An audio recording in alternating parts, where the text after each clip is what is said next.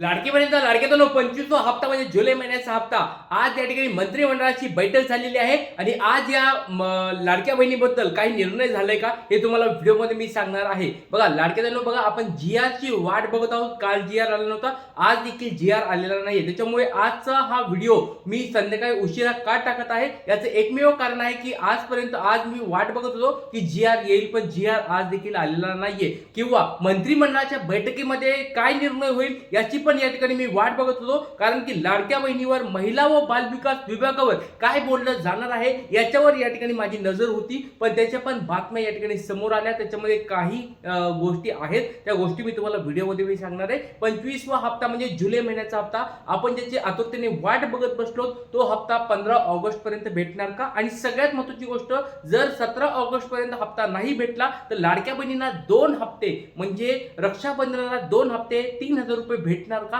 या सगळ्या गोष्टी मी तुम्हाला व्हिडिओमध्ये सांगणार आहे. व्हिडिओ खूप महत्त्वाचा आहे, काळजीपूर्वक हा व्हिडिओ बघायचा आहे. चला वेळेवर व्हिडिओला सुरुवात करतो. सगळ्यात पहिली गोष्ट म्हणजे 25वा हप्ता म्हणजे जुलै महिन्याचा हप्ता आज निर्णय झालाय का? मंत्रिमंडळात नेमकं काय ठरलंय हे तुम्हाला मी सांगणार आहे. त्याचबरोबर वाटपाचा जीआर केव्हा येणार आहे, कारण की आज आणि काल दोन्ही दिवस वाटपाचा जीआर आला नाहीये. मग याचा अर्थ 15 ऑगस्ट पर्यंत तरी वाटप होत नाही याचा अर्थ असं होतोय. पण आज उद्या आपण उद्या परवामध्ये बघूया जीआर जर आला तर नेमकं काय होईल. पण जर जीआर नाही आला तर चांगलीच गोष्ट. हे तुम्हाला मी आधी पण बोललो होतो की जर जीआर नाही आला तर चांगलीच होणार आहे, कारण की 3000 रुपये भेटण्याचे चान्सेस जास्त वाढतील. आता जर जीआर आला 15 ऑगस्ट पर्यंत तर एकच हप्ता तुम्हाला भेटेल. त्याच्यामुळे लाडक्यांनो जरा वेळ तर वाट बघितली आपण तर 2 हप्ते एकत्र भेटायला पाहिजेत, म्हणजे रक्षाबंधनाला 2 हप्ते एकत्र भेटतील. जर जीआर आता नाही आला तर, जीआर जर आता आला 15 ऑगस्ट पर्यंत तर एकच हप्ता तुम्हाला भेटेल लाडक्यांनो. त्याच्यामुळे तुम्हाला मी सांगत होतो की जीआर नाही आलेलं चांगलंच आहे. पण आणि काल हे पण चांगलं झालं की काल पण जीआर आला, आज पण जीआर नाही आलेला. बंद हप्ते चालू होणार का? आता बघा सगळ्यात महत्त्वाची गोष्ट म्हणजे आजच्या मंत्रिमंडळाच्या बैठकीमध्ये काय झालं हे तुम्हाला सांगणार आहे. आणि 2100 रुपये हप्ता वाटपाचं लाडक्या बहिणीनं बघा आपल्या मंत्रिमंडळाच्या बैठकी आता लागणार आहेत. आता आजची झाली मंत्रिमंडळाची बैठक, त्याच्यामध्ये नेमकं तुम्हाला मी सांगतो काय झालेलं आहे काय नाही. पण त्याच्या अगोदर अजून एक महत्त्वाची बातमी समोर आली, ती बातमी तुम्हाला मी दाखवणार आहे. या ठिकाणी बघा एक बातमी समोर आली, लाडक्या बहिणीसाठी फ्री पेट्रोल भेटणार आहे.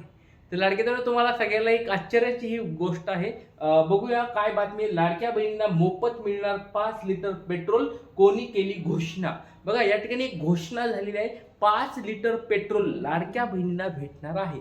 आता ही घोषणा देखील केलेली आहे आणि या ठिकाणी अंमलबजावणी कधी होईल ते तुम्हाला नंतर सांगेल. पण आता ही घोषणा झालेली आहे. लाडक्या बहिणीला काही ना काही भेटतंय का?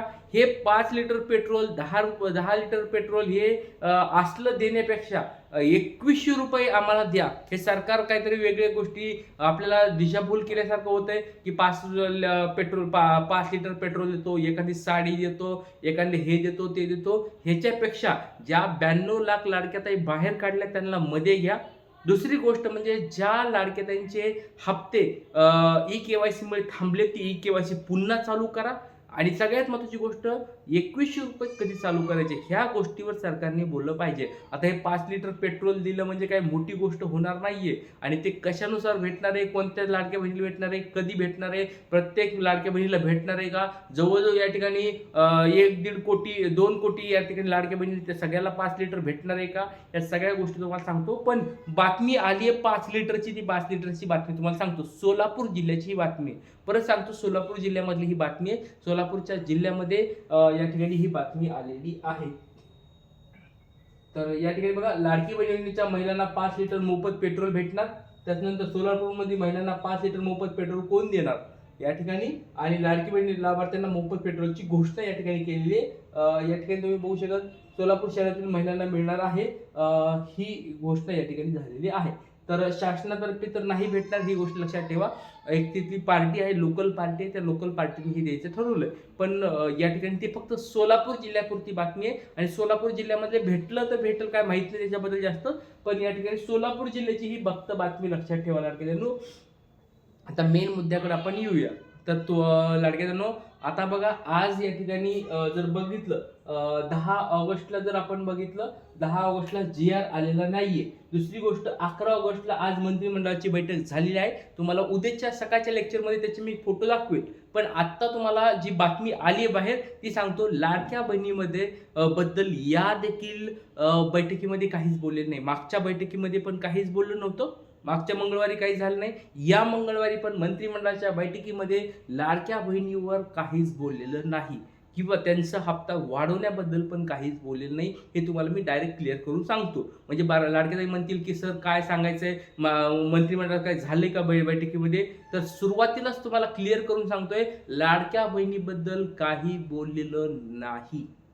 लाडक्या बहिणीबद्दल किंवा लाडक्या बहिणीच्या योजनेबद्दल किंवा त्यांच्या हप्त्याबद्दल किंवा त्यांच्या ई-के-वाय-सी बद्दल किंवा त्यांच्या ज्या पडताळण्या चालू आहेत त्याच्याबद्दल किंवा ज्या लाडक्याताई बाहेर पडल्या त्यांना मध्ये कसं घ्यायचंय याच्याबद्दल मंत्रिमंडळाच्या बैठकीमध्ये ना कोणता मंत्री बोललाय ना आपल्या आधी तटकरे मॅडम बोललेले आहेत. त्याच्यामुळे आजची मंत्रिमंडळाची बैठक देखील आपल्यासाठी उपयोगाची नाही. आपल्यासाठी म्हणजे लाडक्या बहिणीच्या उपयोगाची नाहीये, कारण त्याच्यामध्ये आपल्यासाठी काही निर्णय घेतलेला नाही. हे तुम्हाला क्लिअर करून टाकले.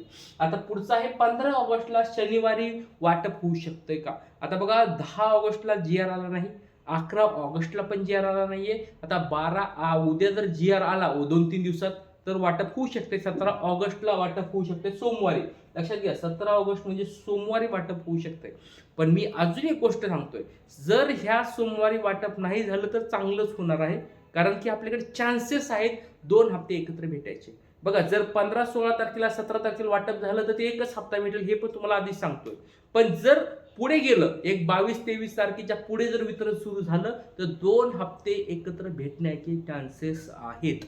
3,000 रुपये तुमच्या अकाउंटला भेटू शकतात. त्याच्यामुळे लाडक्या हे तुम्हाला सांगतोय की जर नाहीच यावेळेस लवकर भेटले तर चांगलीच गोष्ट होणार आहे.